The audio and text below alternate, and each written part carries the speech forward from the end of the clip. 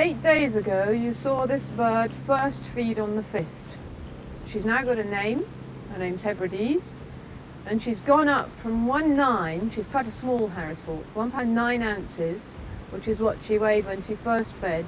She's now up to 1 pound 11 ounces, and she's jumping to the fist, and I hope being introduced to the dummy bunny.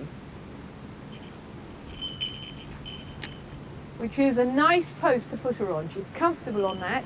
Be careful of something like this when a bird's on the line. Just be aware of it so that it can't get caught up at all. As long as you know it's there, you won't have a problem. And bring the jesses and the creans to the front so that if it does jump to the fist, it's not going to get caught up. Wind is vital, always is.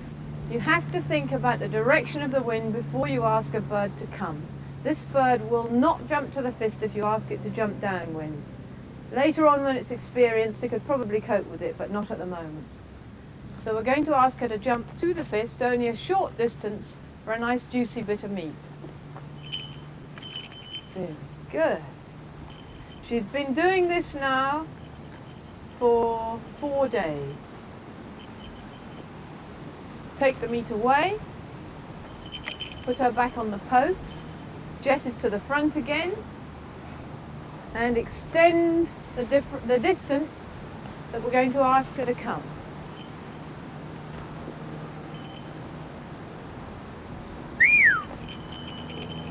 Very good.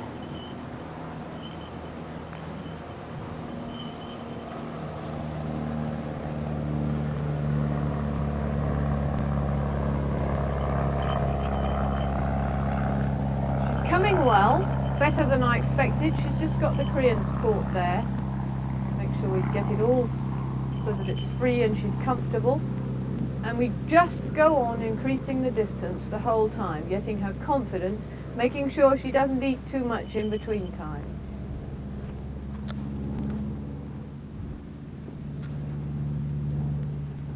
Sometimes if you increase the distance too far, what happens is that the bird gets excited that it's in the air and it may go over the top of the fist. This could possibly happen this time, particularly as we're close to a tree. Good girl. She's got an extraordinary way of coming. She goes up and then down. Later on, as she gets more experience, she'll drop below the fist and come up onto it. Off you go. Off. You'll see sometimes I put her onto the post backwards, sometimes forwards. It doesn't make any difference. So long as you drop your hand below whatever you're asking them to go onto, they will always go to the higher perch. There's got to be a joke there somewhere. Now we'll try her one last time, just a little bit further.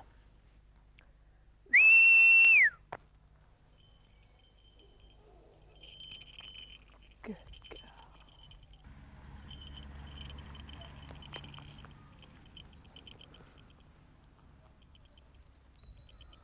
And the thing we want to do now is just see if she will be in the slightest bit interested in the dummy bunny. Now we're going to introduce her to Legless. What I'm going to do is take him out of the bag, throw him gently on the ground in front of her and see if she'll catch him. If she doesn't, I'll give it a twitch just to attract her attention.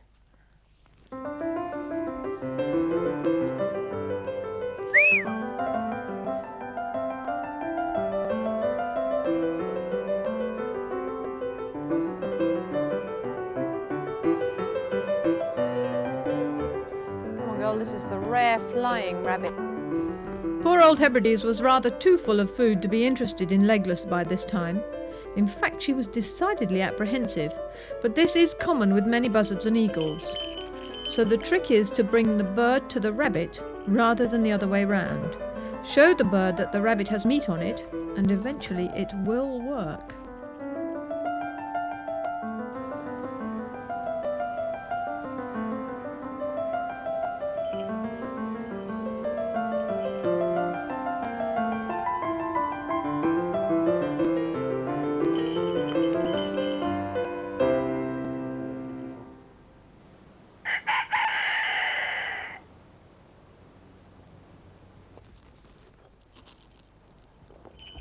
Good girl.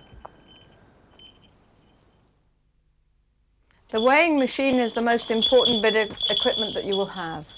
This is what tells you how the bird is, what's happening, what its health is like, and what its flying weight is. So have an accurate pair. Most people have an old pair of balance scales with weights on one end and a perch on the other. Make sure your weights are government stamped. If you're using an old kitchen scales, the old spring balance, don't bother, throw it away. I've known them kill birds because they're inaccurate.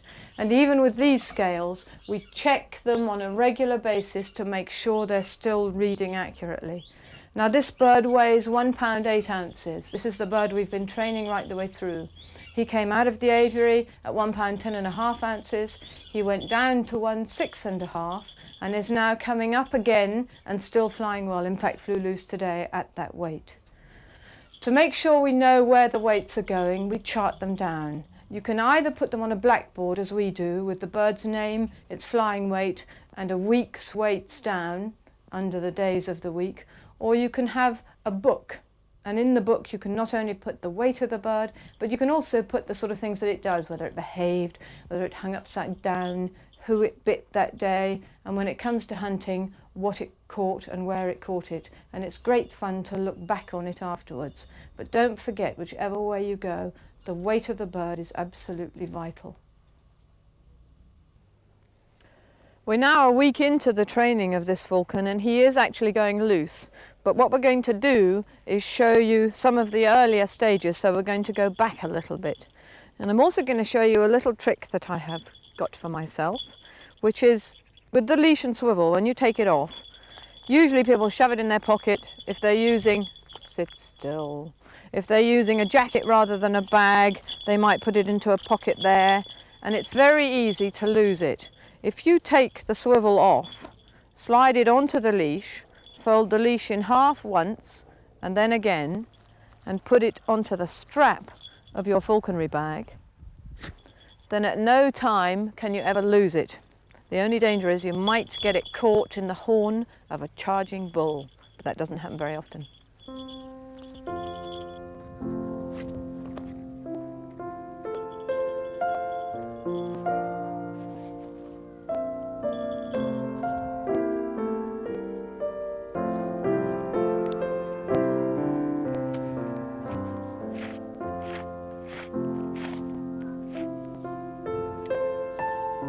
Before we fly a falcon free, we always make sure that it will catch the lure in mid-air and that it will turn on the line.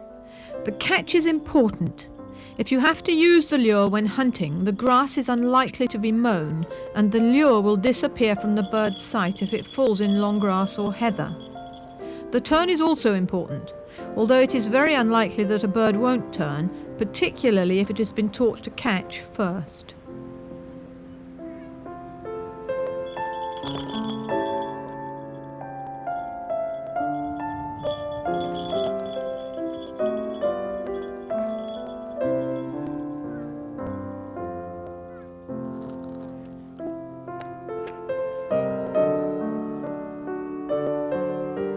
Right, he's now loose.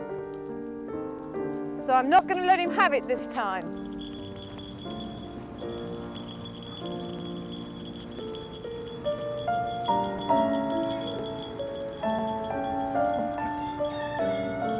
But I am going to let him have it this time.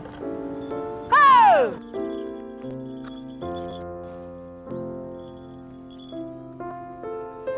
Watch how carefully the pickup is achieved. Slow and low are the watchwords throughout the bird's life.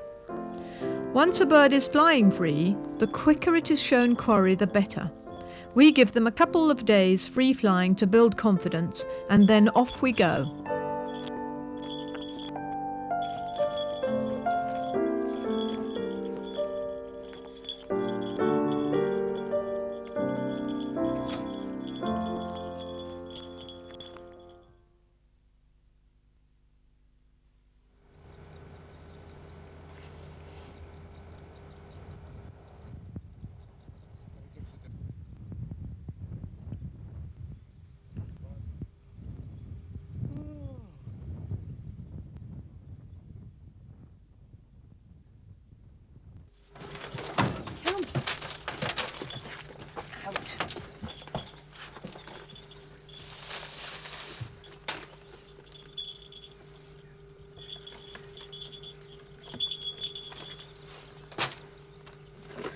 Although many people travel birds on perches or cadges, I much prefer a good travelling box.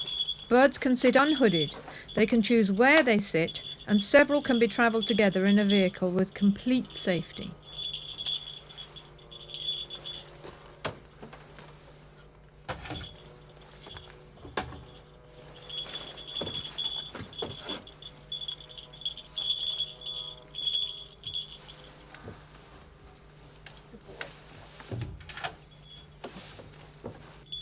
Trying to film a young falcon catching its first grouse just shows how very difficult entering falcons is. It was really very unfair of us to expect a young bird to do anything in 2 days, and we knew that from the outset. But we felt that we should try, for the sake of the film, to give anyone watching a tiny taste of fast net flying in true hunting country. Needless to say, he caught nothing and was really at a loss as to what to do. However, had he been given more time, he would have succeeded.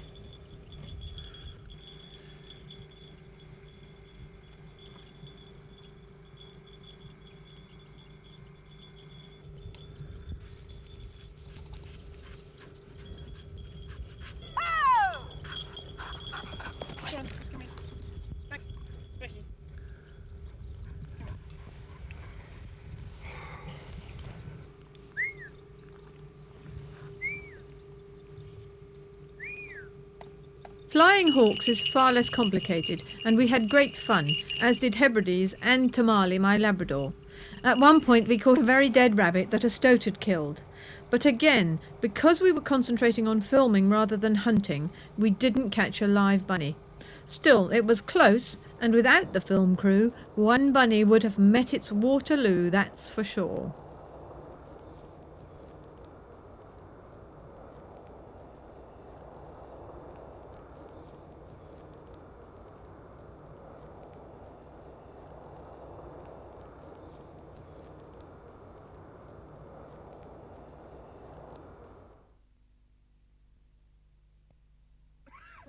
Later in the day we went out with Martin Jones, his dogs and his falcons. Martin spends up to 7 weeks every year in Scotland, and that is the sort of dedication needed to fly falcons seriously.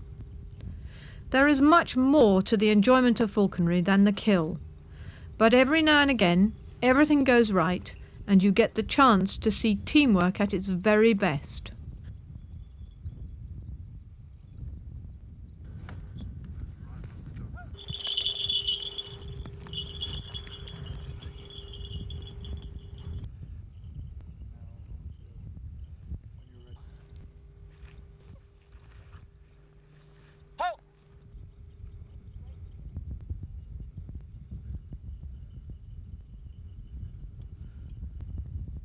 All right, get him up, Becky. Ho!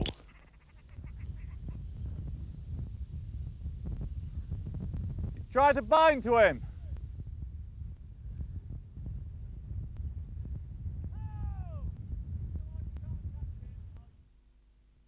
Come on, Becky. Well, there it is. Should anyone seriously want to take up falconry, the subject must be learnt before getting the bird, and I advise a good course. What should never be forgotten is that not only is there a long-term responsibility for a living creature's life, but also its quality of life.